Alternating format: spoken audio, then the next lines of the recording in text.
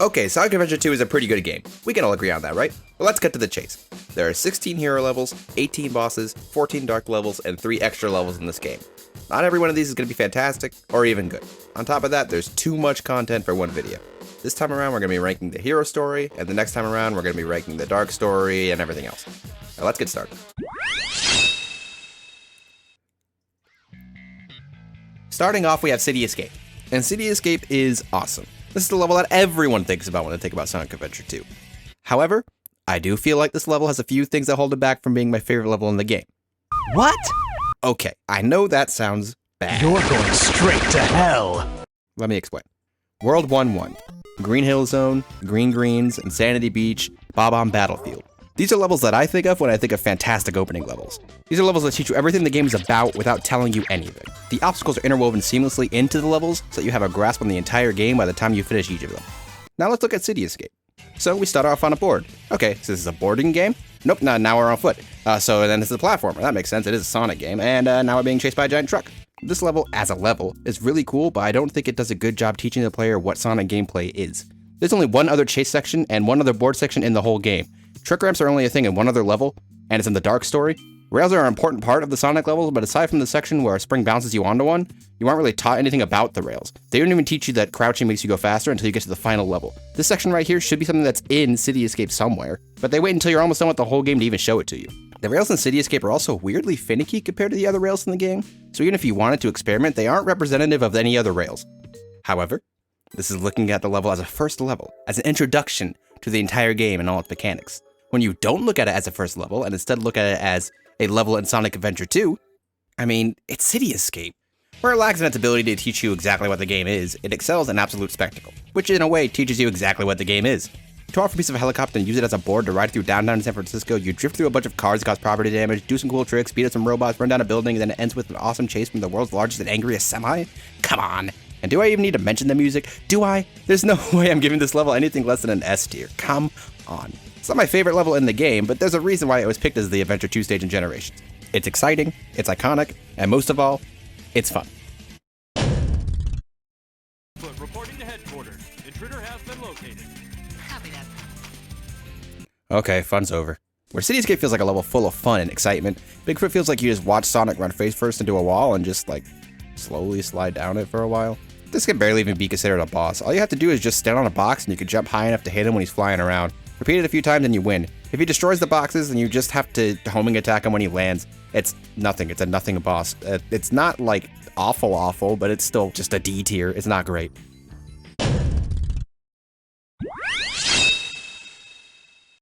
Alright, it's Knuckles time. While the treasure hunting levels aren't as good as the Sonic levels, I still think they're pretty fun. As for Wild Canyon itself, it's not bad. The level's very small, and that makes it very easy to navigate. Yeah, the emerald radar showing only one at a time is a bit annoying, but the level this small, it works just fine. It's difficult to miss an emerald, since the level's small enough that you're likely to stumble upon an emerald without even trying. Overall, it's a good level for teaching you the basics of the gameplay, but aside from the music, there's really nothing to write home about. It's fine. B tier.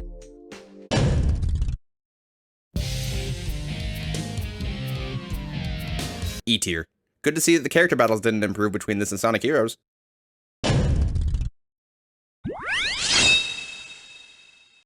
Okay, I have to give full disclosure. I don't like the mech levels. I think the mech levels control terribly. People talk about the treasure hunting levels being the worst parts, but I'd rather play any treasure hunting level than any mech level. Besides, at least they control well. They control like a platformer. The mechs have to beep constantly in order to aim or shoot, drop like a rock when they're in the air, and control like tanks. Not even like tanks, because you have to move in order to even aim or shoot these things, meaning aiming at things on small platforms is just a horrible experience. For 90% of these levels, you're just going to be listening to a flat line and walking through boring corridors. This isn't an exception. There's not anything particularly bad in this level, it's just a straight line with roadblocks to teach you how to aim. D tier.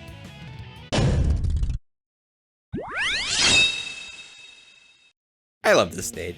It's so good. Once you get the Lightspeed Dash, it's got a level of flow that is peak Sonic design. All of the Lightspeed Dash shortcuts, the use of homing attack, even the slide is used well here, so it doesn't matter if it slows you down. Grab the pulley immediately after. The music is awesome, the level theme of being an ocean weapons depot is really cool. The only real issue with the level is that it's short, and it has a second and final board section for like 3 seconds, and it controls really weird. The rocket sections can be infuriating if you're trying for that A rank, but with the level being 2 minutes long, I think it's fair. I'm giving this one an S rank. I really like it, despite its length. I found you, Faker. Faker? I think you're the fake hedgehog around here. You're comparing yourself to me? Huh, you're not even good enough to be I'll my make you fake. eat those words. There's no time to play games. You won't even get the chance. Yeah, literally just spam homing attack and you win. Don't mash it, but you really don't need any brain power to deal with them. E tier. Darn, not bad for an imposter. Do you know who I am?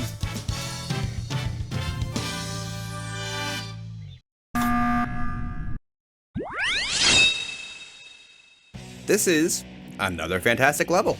The timer and the music do a great job keeping the pace up, and the level also flows very well.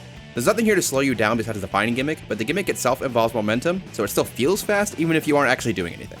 There's a bunch of shortcuts that reward skill, and nothing really cheap except for a few robots that drop down on you from above, but they land slow enough to react to. There's also this guy that can shoot you to your death if you aren't fast enough, but at this point it's just nitpicking. This is an S rank.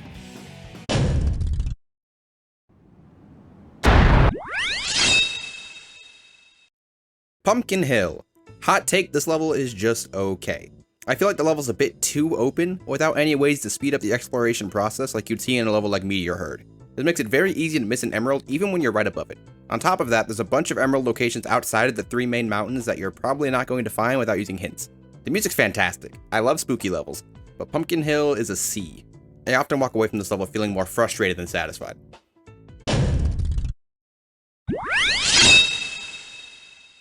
This level is full of random explosions and has a section where, if you miss your jump, you have to slowly walk all the way back up to the top. There's also this part. Very fun gameplay. Love this stage. Love it. Yes! E tier.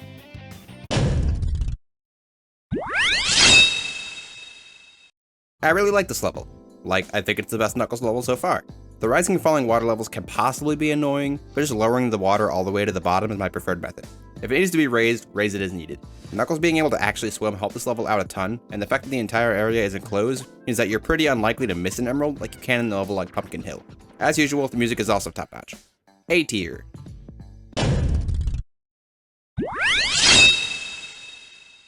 Wow. This level is just a straight line with a bunch of enemies placed at obnoxious positions and with things you need to target on small platforms. You can't aim without moving, so you run the chance of just falling off and immediately dying, just by trying to play the game. Enemies also spawn right in front of you mid-flight and instantly kill you. Honestly, one of the worst levels in the game. E tier.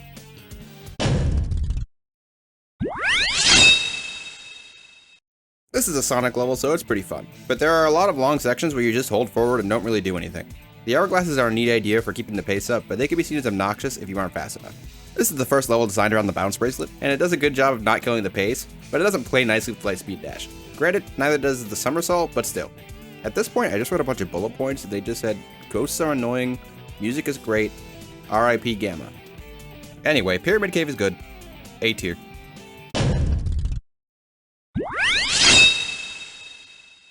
Death Chamber. It's okay. This is definitely the level where the radar only telling you one location at a time hurts the gameplay as a whole. If you're playing a level like Wild Canyon or Aquatic Mine, you'll end up going around the same places multiple times no matter what, so even if you happen to walk by an emerald, odds are you'll still be close enough that it'll trigger the radar again shortly after you get the one you're tracking. Pretty much every location has one way in and one way out, and you better hope that you didn't spend a bunch of time in the blue chamber when 2 of the 3 keys are in a small corner of the green chamber. Overall, the level isn't awful though. There's a lot of gotcha moments with the ghosts, but aside from that, there aren't really any outright frustrating moments, except for the claustrophobic level design. Nothing's gonna cause a cheap death, it'll just take up your time. And hint TVs are there to resolve that. C tier. Huh? Who's there? What the? A ghost?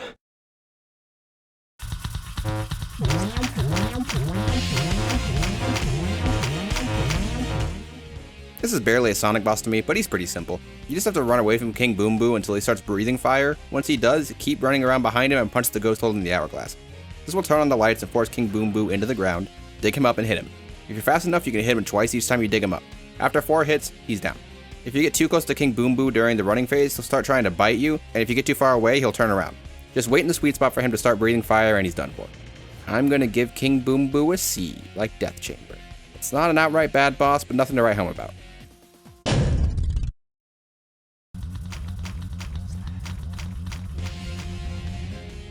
This is a much cooler boss than King Boom Boo, but it's arguably easier.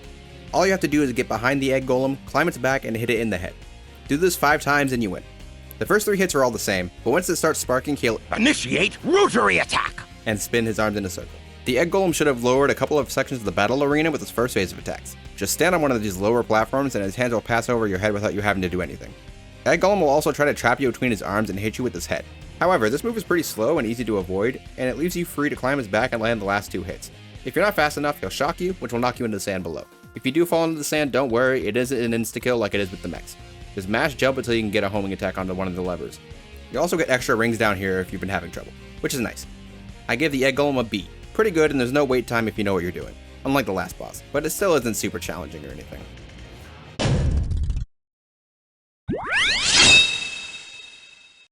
This is the first of many honestly kind of boring Ark levels aesthetically. The Ark is just a bunch of corridors, which isn't really visually appealing after you've seen them in every single character's levels. I do like that this level has things you need to avoid shooting, making you think about where you aim rather than mashing, but maybe that gimmick would be better in a game where you can actually, aim. Aside from that gimmick, there's just a bunch of right angles and jumps that are more difficult than they have any right being, thanks to the clunky mech controls. Oh, and the level introduces the worst enemies in the game, Artificial Chaos. Like, man, these are horrible. In this mission, they're probably the worst since they like to force you to sit and wait until their head is vulnerable, but they also like to tuck it back in immediately. I don't like them. I do like the end section though, even if it only proves that you literally need to strap the player in to aim without running all over the place. D tier, not very fun.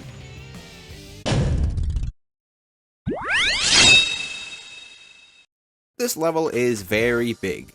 Like, almost too big. Almost. This level makes up for its largest by having a lot of ways to traverse the area quickly. I tend to use monitors liberally in these levels in general, but this is a level where they're basically mandatory. The biggest tip I have is that the asteroids can be destroyed. They don't really seem like they can be destroyed, but they're probably gonna have at least one in there, so it's good to know. I like this level more than Death Chamber, so I'll give it a B. It's not bad actually. I really like that there's no weird gravity mechanic. Very well. If that's how you want to play, I will take it from you. I don't even know what's happening in this fight most of the time. If you just try to punch her, she'll kick to deflect your attacks. Diving on her seems to be the best strategy, but jumping into her while she's gliding around works too. The middle area will open up if you aren't fast enough, which will launch you in the air. Honestly, her AI is pretty terrible. So once you get launched, you have to spend a little while trying to even find her. Hello there. I heard something. Once you do, just spam the diving attack until she's down. D tier. This fight is bad, but at least there's a design to the arena, unlike every other character fight so far.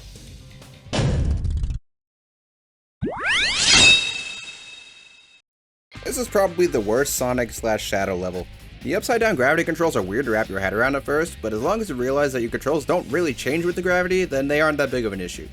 What is an issue is having a gravity switch that only exists to kill you.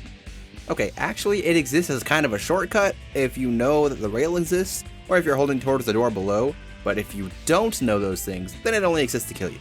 The final section is also horrible. Weirdly enough, I got used to the gravity controls faster during this part than in the rest of the whole level, but I think not limiting it to up or down helps there.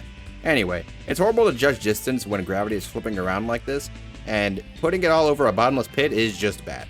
It's just bad. The final section of the area has Artificial Chaos who was shooting in a circle. I only mentioned this because I tried avoiding it since I didn't have any rings, only for it to shoot me through the metal boxes. The boxes don't block projectiles. E tier. You're no match for me, you weak little fox. Wait, why does this fight exist at all? Think about it. Sonic had to negotiate with Eggman in order to keep Amy safe, right? Sonic being launched into space does not change the fact that Eggman still has Amy, so Tails can't do anything to listen to him, and yet they're still able to have a mech battle. Why couldn't he have done this before he got there? Why didn't Eggman just kill Amy? Why didn't Sonic just run up to Eggman and snatch the gun away? Sonic's fast enough to do that. Tails is fast enough to do that. Why is Eggman holding a gun when his entire mech is a gun with an automatic lock-on feature? If you couldn't tell, there's nothing really to say about this boss fight. You just avoid the big super beam, and it's as easy as the other one. You just mash the attack button and you win. E tier.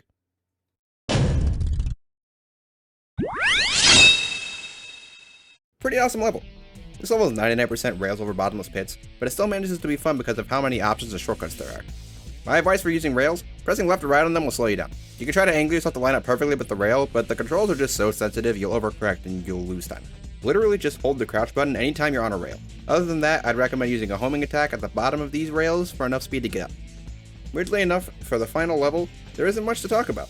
If the level had a better balance between rails and platforming, it'd be an S, but it's still an A rank. Very fun. Highly recommend.